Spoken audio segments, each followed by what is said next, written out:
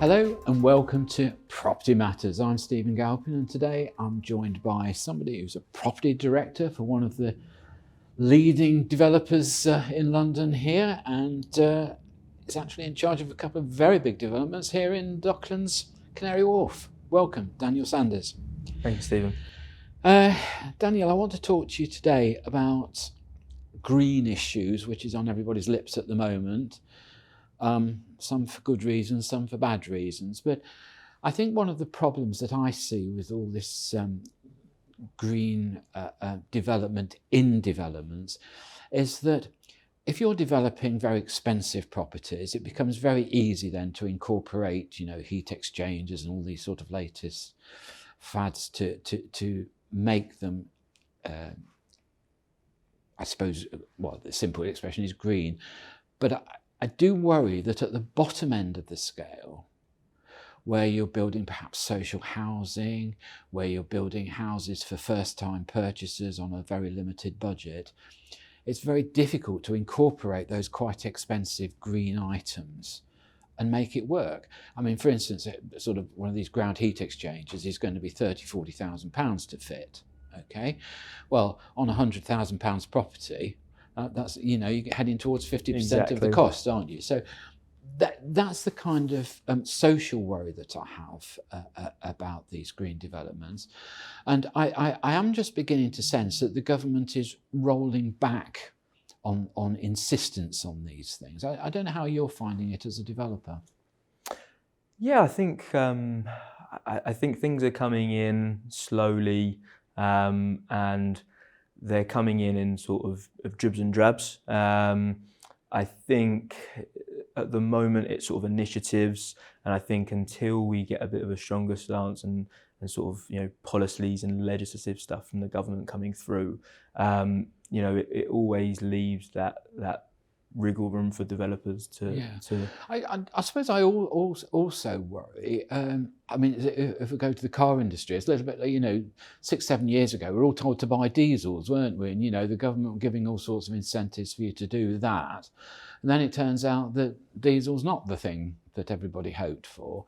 And I just worry that a lot of these innovations, it's a little bit like retrospective insulation on a building, isn't it? All right, so you insulate the loft, all that happens is everything goes out the front door instead. I mean, there's very little of this stuff that's proven. Yeah, I think I think there's a lot to be said for the technologies that are coming through at the moment, and obviously, from sort of 10, 20 years ago to where we are now, there's certainly more green, more energy efficient systems available, and it's just ensuring that the appropriate measures are in place from government, and sort of the moral obligation on developers as well, that we are all heading towards that sustainable and green energy objective as a collective. Yeah, I mean, I happen to know who you work for, and I've seen their developments over the years, and you work for a pretty responsible company. They have good attitude towards safety and innovation. But it does become very difficult when you're looking at, say, a modern area like Canary Wharf here. You've got buildings that are probably 10, 12 years old now. So I wonder how difficult it is to bring in green innovations into those buildings and catch up with today's technology. I don't know whether a developer is prepared to do that. I don't know whether there's some kind of moral responsibility to do that, if not a legal one. It varies from development to development and sort of freeholder to freeholder. Obviously, the strongest governance that we have are the lease agreements, and typically the style of lease agreements we see for buildings sort of 10, 15 years old are that the leaseholders are obligated under their terms to maintain, repair, and where required replace or improve those systems. But there is a flip side to that of are developers morally bound to get involved? And are they?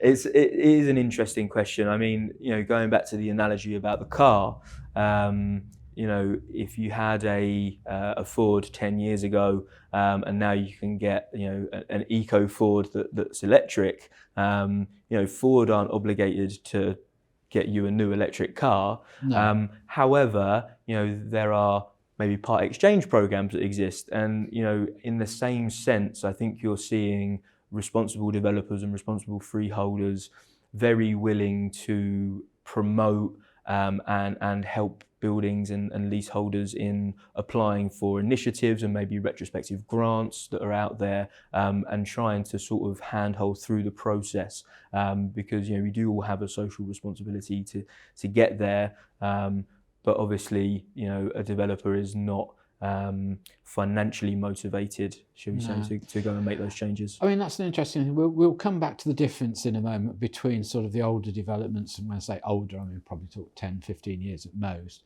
and the new ones that are coming on stream. I can quite accept that, but I'd be quite interested to learn your marketing of your new developments that are yet to be built or part built at the moment.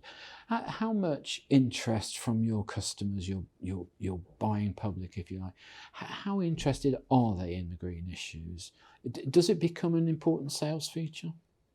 Yes, I'd absolutely say it does. And in the era we're in now, I think everyone recognises the importance of sort of sustainability, being green, and I think we're almost seeing it come to the point where it's expected from a newer development that will be almost the base point for that project. But it is all on or largely on developers at the moment. I think there is a bit of catch up being played in terms of what's being pushed through as legislation from the government and what the legally bound duties are of a developer compared to what they're doing. Perhaps to get ahead in the market. Now, when you're a developer, I mean, I've been involved down here for it seems like 100 years now. But when you're a developer, you're always looking. You think, right, well, here's my product. What's going to turn the buying public on? What are they going to do? And I mean, 10 years ago, 15 years ago, if you didn't have a gym, swimming pool, a cinema, and all the rest of it, you might as well go home. Yeah. You'd be selling nothing. Yep. Has that emphasis changed now to spending that money, that capital expenditure, on greener items and construction techniques? Or is it still the same? I think they've probably grown in tandem. I think I think COVID has had quite a big impact on some of the working facilities that we see now. So, for example, we have a really big market for people that want good and appropriate work from home spaces within these development complexes now. And that maybe has even surpassed the likes of a swimming pool. I think the green and sustainability aspect of that is certainly catching up, if not already at the forefront of that sort of unique selling point for these developments as well. It's definitely something that the market would like to see. Do you think the emphasis has gone from perhaps facilities then to space? Yeah, I think. I mean, we have been at a stage where developers have been producing sort of 250 square foot studios, which is just almost enough room to walk in and sit down. And I think you're right. Well, I think COVID got us thinking about working from home. The only question mark I have about that, it's all right, people saying, oh yeah, working from home is great, and it was a bit trendy at one time a couple of years ago, but we're starting to see office developments going bust. We're starting to see big firms, law firms, accounting firms who've got these huge palatial offices suddenly realising they've got 30-year leases on them, so they need to fill them rather than let everybody work from home. So, I think we're going back to working in the office, aren't we?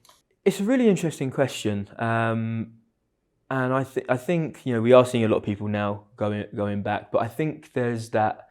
It doesn't have to be all or nothing, and I think what we're seeing a lot of is that hybrid working model. So maybe for 3 days a week, people will be in an office, but for the 2 days a week where they are working from home. They want to be comfortable. They want to have access to a facility that they can go and carry out their workplace duties. And a lot of people we've seen through studies don't necessarily like to carry out that function in their apartment itself. And that sort of communal WeWork or business centre space can become really important at that point. Okay. Now going back to the older buildings and the fact that they were, a lot of them conceived and designed, you know, if they're 10 or 15 years old, probably the conception was 20 years ago when they were designed. What are the sort of things you can do with an existing building to try and bring it up to spec? Are there any things you can do retrospectively? Definitely. So there's a lot of things that you can do, you know. So for example, insulation technology has moved forward quite a lot in the last 10 to 15 years. And buildings of that age can suffer from heat loss through transfer of the network. So, you know, insulation can be a big point. There's lighting upgrades. So a lot of these buildings would have been built with halogen lights. Yep. You know, LEDs are obviously far more efficient, and on the scale of a high-rise building, you know, in a domestic home, it might not make that much of a difference in the back pocket, but on a scale of a high-rise building and service charge and the amount of lights you have, that can be a really fundamental project with a key return on investment. HVAC systems, so heating, ventilation and air conditioning, technology for those has moved forward a lot in the last 10 to 15 years. So again, looking at replacement either at end of life cycle or potentially if the return on investment is there even before that. And then renewable energy as well. So, you know, is there ways in these buildings that we can incorporate renewable energy as part of the existing building infrastructure? By that, you know, solar panels, wind energy. There's new glazing technology that they're trialling at the moment with regards to making windows solar efficient. So there's a lot that can be done. There is also a piece on you know, education of the people that live in the building and how we use the building and ensuring that we're doing that efficiently. And well, I think we've both seen in the past, you have tenants that have got sort of, you know, comfort cooling or whatever, working full blast all day and the windows wide open. Yeah, you know, exactly. And it's exactly things like that, you know, the education piece is there as well, because you can put all these great systems in place, but if people don't know how to use them efficiently, then you can still end up with a poor output. Okay. All right, well, that's all we've got time for in this half of the show. So join me again after the break when I'll be asking Daniel some more green questions.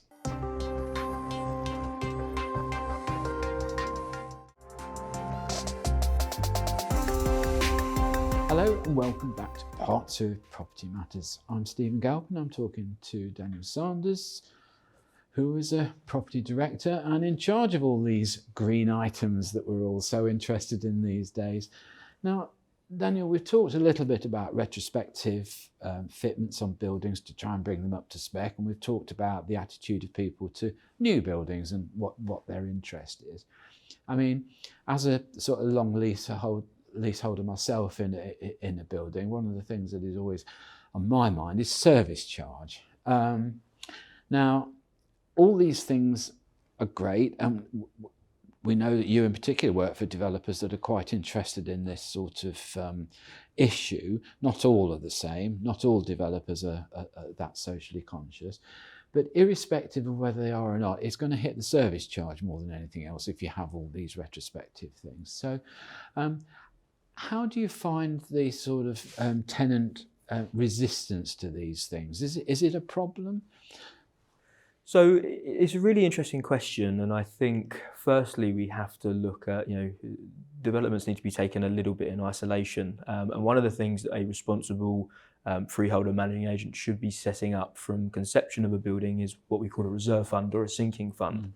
And that's where we plan sort of over a 10, 15, sometimes even 25-year life cycle, the replacement of all of these systems, and the leaseholders contribute a small amount every year to build up that fund so that we collect the right amount of money to replace those systems. So, you know, in a responsible world with a good developer / managing agent, you'd hope to see that a large proportion of these projects can be funded through that reserve fund. So that would take away any sort of immediate impact? Any immediate impact, yeah. Obviously, you know, depleting the reserve fund carries its risks, because if something else was to go wrong with the building, then you might be left in a poor situation. Where a building doesn't have the luxury of a reserve fund, maybe it's not been managed quite well, or it's, you know, the lease might not permit it in some cases, then you're looking at the sort of ad hoc charges that you are talking about, I think, where, you know, a leaseholder may receive a bill for hundreds, if not thousands of pounds for their proportion of the work. That can be a very difficult message to swallow, especially in the current climate, you know, cost of living, etc. So what we try and do, and what I think you know, these responsible agents should be trying to do, is educating leaseholders on the return on investment. Almost all of these projects, what you'll see is over a period of time, whether it be 1 year, 3 years, 5 years, will give the money back and then give compound savings based on the energy prices coming down for the running cost of the building. So it's really getting that message out there. One of the things that can be quite difficult is, you know, a lot of people might not have a long-term plan to stay in the building, and that then comes with reluctance to pay for projects that they know they're not going to derive a benefit from.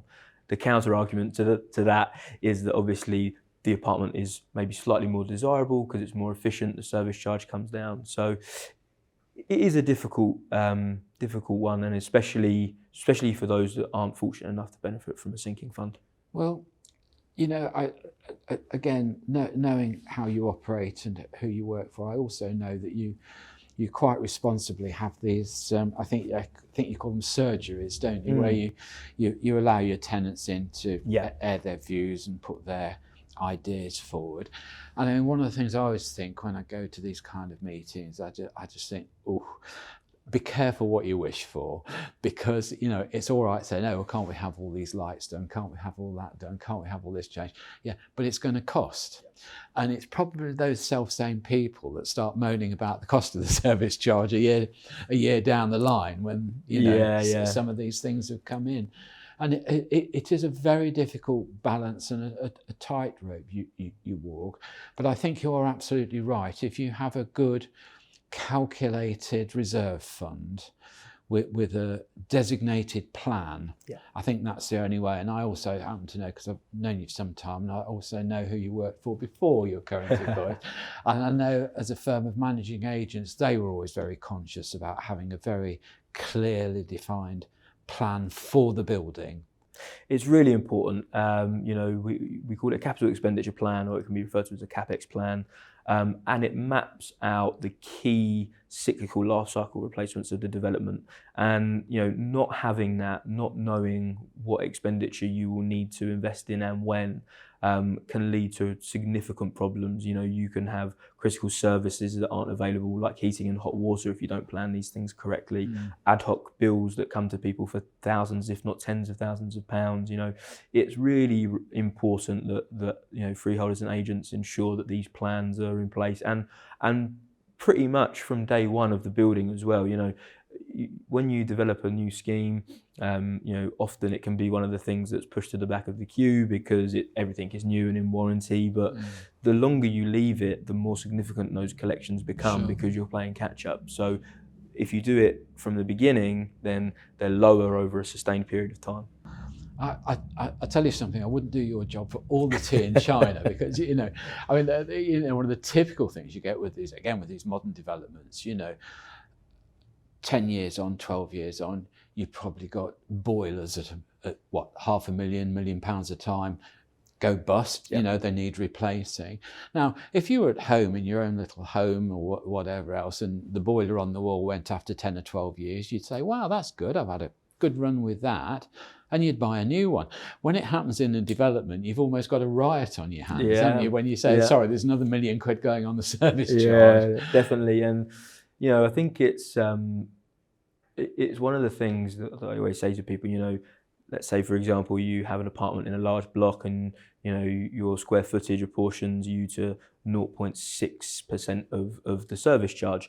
zero point 0.6 of everything that could go wrong with that development is your financial responsibility under the lease agreement. And I think as an industry, it's really important that we educate and have leaseholders understand what it is that they are purchasing into. It's not just the apartment, it's all the systems that go with it that serve that apartment to give them comfort, cooling, heating, all these things. Yeah, I mean, it's a very important thing, isn't it, when you buy an apartment on a leasehold basis, where you do have, you know, it's not just the freeholder, you have responsibilities under that lease. And you know, this is why people don't like short lets, because people come in who are not interested in the building, they just use it, abuse it and move on and leave you on the service charge or the management with the bill to pick it all up. I mean, you know, we know all those sort of problems.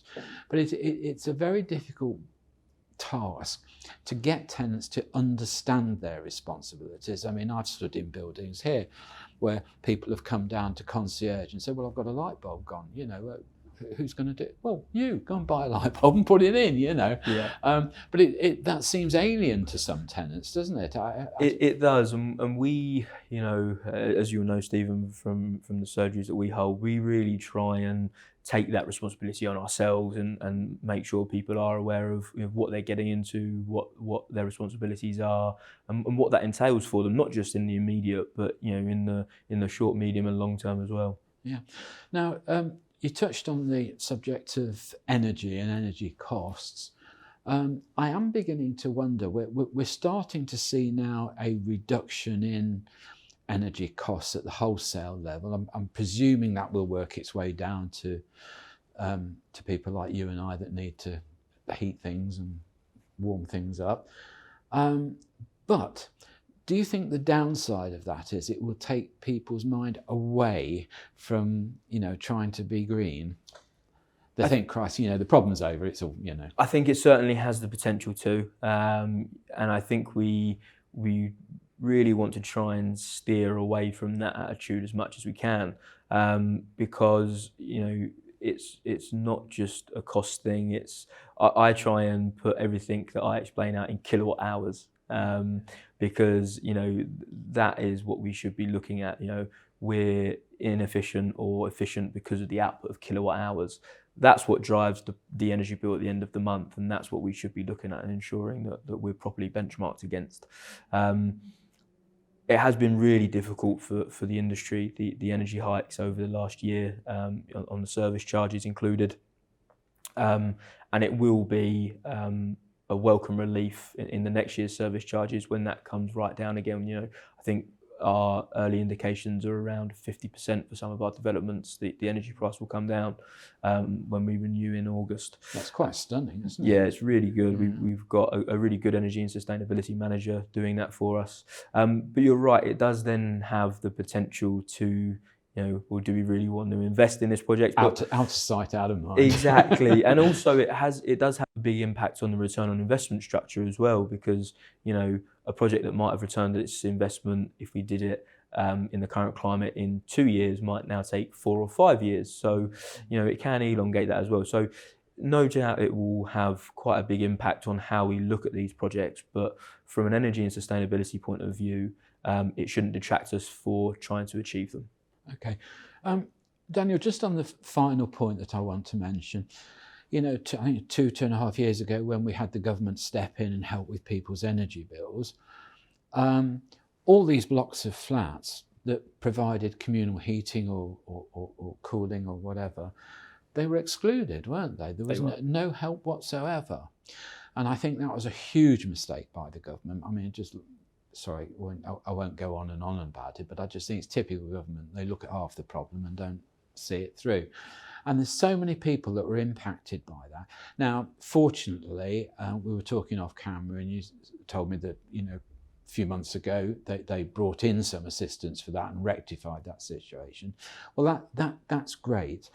But do you think the government do enough to help these management matters? I mean, particularly with energy, particularly with local services like refuse collection, which get more and more expensive all the time, these sort of things. Do you think the government are hands-on enough?